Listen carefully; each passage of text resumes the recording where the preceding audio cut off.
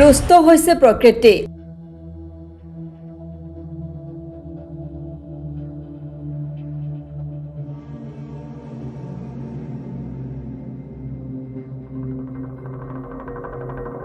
আহিন মাহৰ এই সময়তো ৰাজ্যত এতিয়া প্ৰচণ্ড গৰম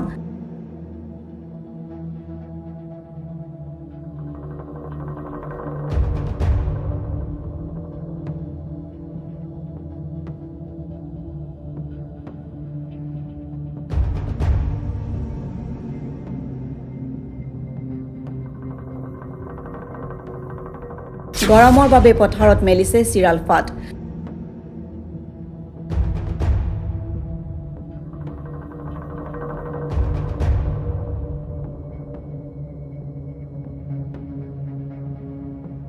উৎকট গৰমৰ বাবে পথাৰত শুকাইছে বাঢ়ি অহা ধাননি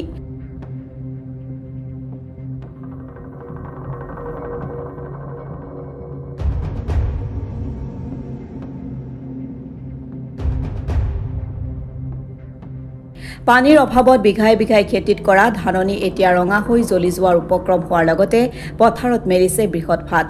আজিলৈ জলসিঞ্চন ব্যৱস্থাই ঢুকি নোপোৱা অঞ্চলটোৰ কৃষকসকলে একমাত্ৰ বৰষুণৰ পানীৰ ওপৰতে নিৰ্ভৰ কৰি খেতি কাৰ্য কৰিব লগা হৈছে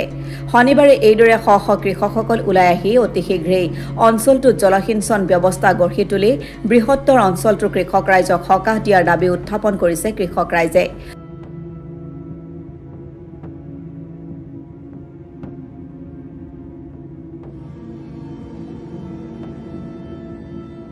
অইন বৰ্ষৰ তুলনাত এইবাৰ অতিমাত্ৰা গৰমৰ বাবে বাঢ়ি অহা ধাননি এইদৰে মৰহি যোৱাৰ ফলত কৃষকসকল চিন্তিত হৈ পৰে আৰু মূৰে কপালে হাত দিয়াৰ উপক্ৰম হ'বলৈ ধৰিছে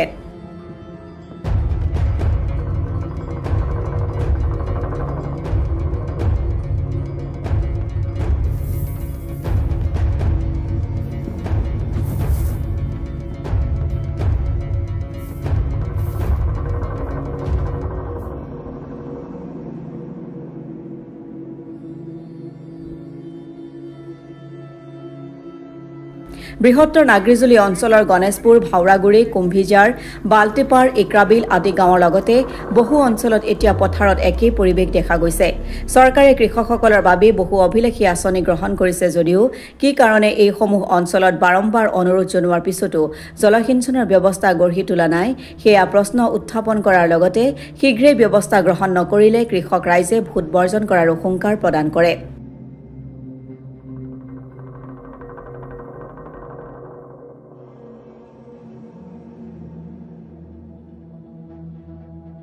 মানে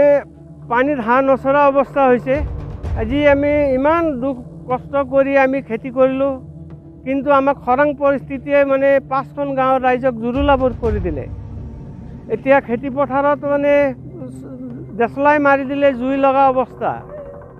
গতিকে আমি এতিয়া কি কৰি যে আমি এই খেতিয়ক পৰিয়ালখিনি মানে পোহপাল দিম বা কেনেকৈ চলিম মানে এতিয়া চিন্তাৰ বিষয় হৈছে আমাক মানে এটা চৰকাৰক আমি এটা অনুৰোধ জনাওঁ যে আমাক খেতি কৰিবৰ কাৰণে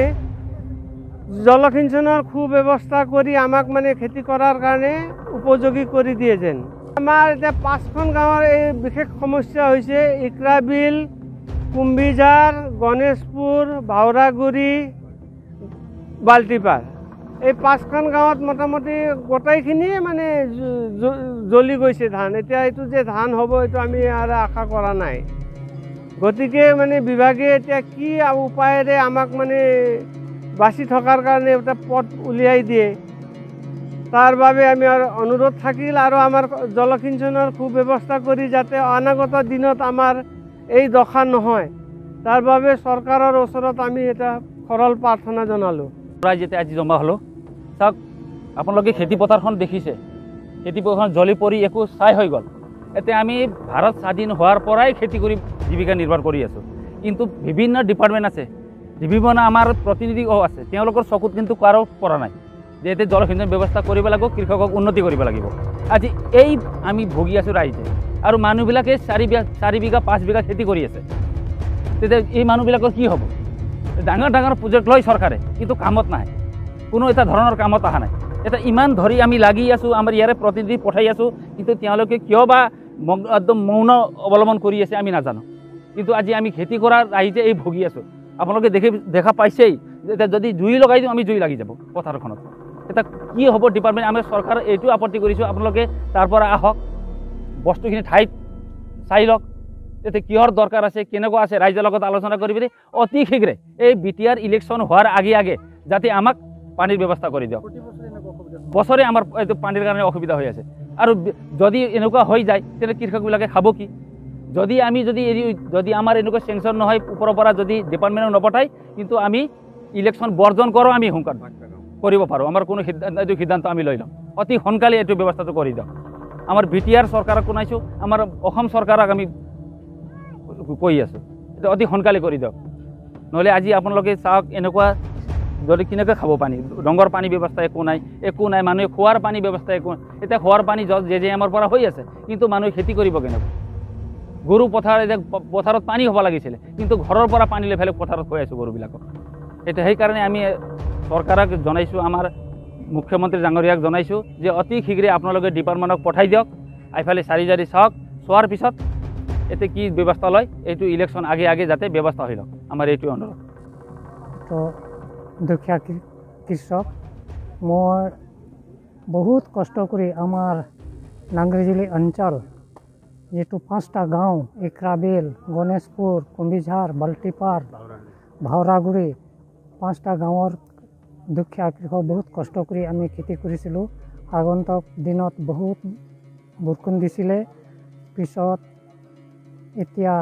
1.5 মাহ ধৰি বৰষুণ নাই। বৰষুণ নোহোৱাৰ কাৰণে আমাৰ যিখিনি কষ্টৰ ধান লগাইছিলোঁ এই চব জুই ধৰে এতিয়া জ্বলি গ'ল।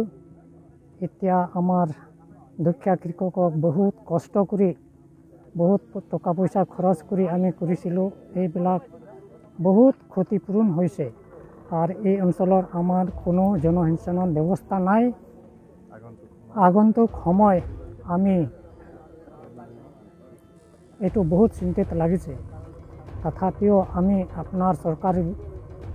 তাত মোৰ অনুৰোধ যে আমাৰ অতি শীঘ্ৰে আমাৰ এই 5টা গাঁৱৰ জলসিঞ্চনৰ কাৰণে ব্যৱস্থা কৰি দিয়ে যেন।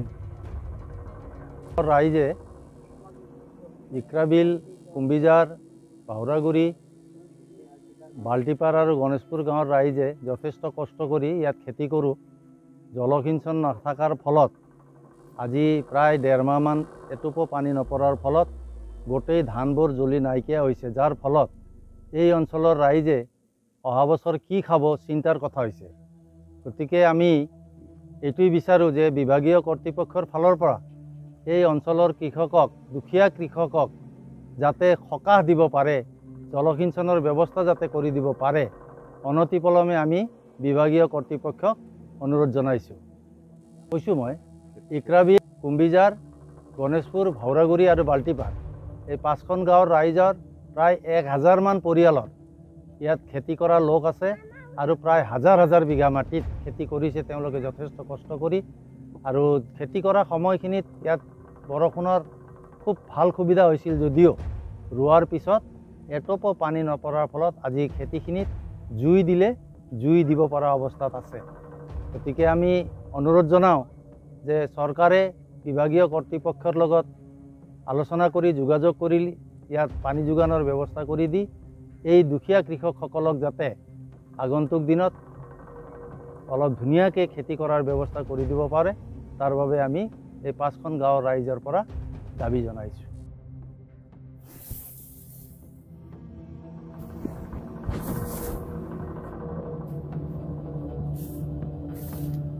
তামোলপুৰৰ পৰা সুমন গড়টোলা ৰিপৰ্ট, অসম টুডে।